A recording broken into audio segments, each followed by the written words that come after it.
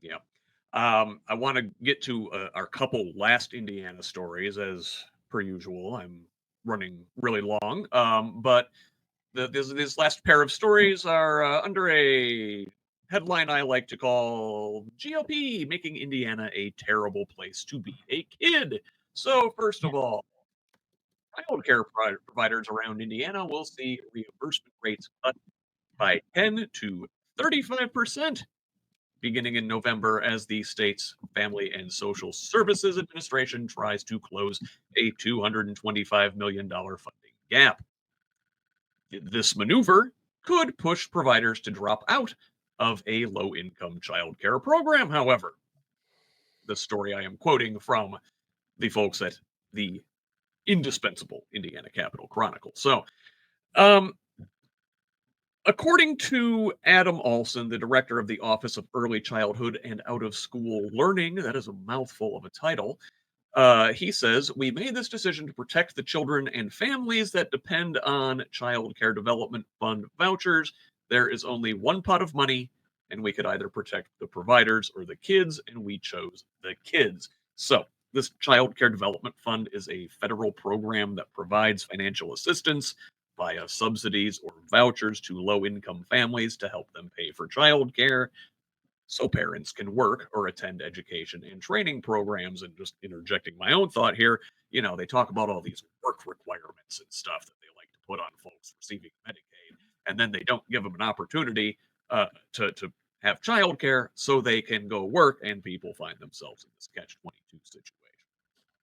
Anyway, I digress. Right now, 55,000 children receive such vouchers above the pre-pandemic average of 35,000. When the pandemic assistance waned, the state tapped surplus money from TANF program to cover the loss, but those funds are also no longer available, which means the state would have to pull from its general fund to make up the difference. So instead of cutting the overall number of kids who are receiving the vouchers, they're cutting the payment um, that they're sending out on these vouchers. So rates for infant and toddler care will drop by 10%. Rates for preschoolers between the ages of 3 and 5 will be cut by 15%, and rates for school aged children will be cut by 35%. Tracy, thoughts? You know, this whole new pro-natalist movement that we're seeing, erupting all over the country. Okay, great. I'll have some babies for you, but you're just not going to support us. Yeah.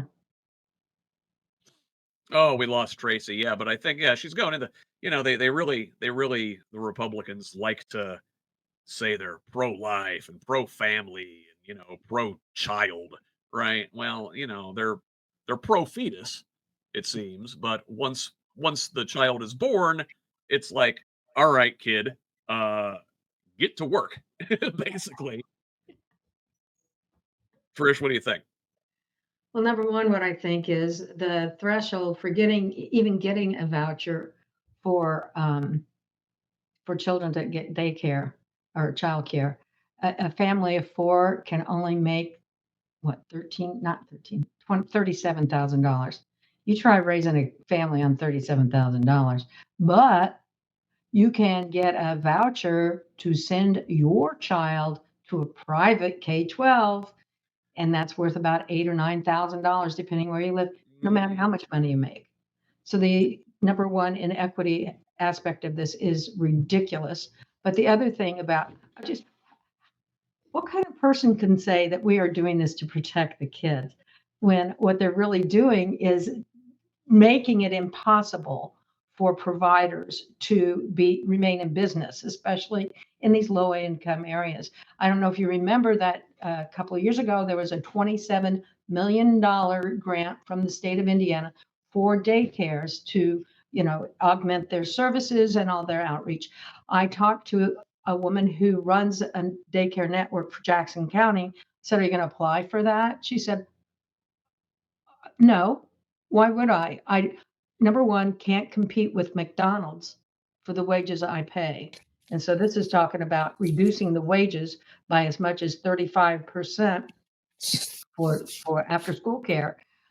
She said, I can't get people to come work here. I have one woman who come here at 4:30 in the morning because we have one child whose mother needs to drive to Columbus to work at Commons. That's the dedication that these people have. And yet here's the state of Indiana. And I heard a legislator actually say during the session, we don't want to get in the business of subsidizing childcare. So that's where we are. Once again, they do not care. They just do not care.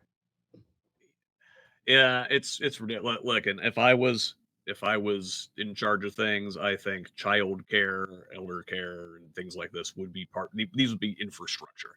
I don't even think these would be privately run businesses. It's just so inefficient the way we do things now. And boy, if I recall, say back in early 2021, right after uh, Joe Biden was inaugurated, they were trying to do things like that in the overall larger iteration of the Build Back Better bill, and centrist Democrats squashed that disappointingly.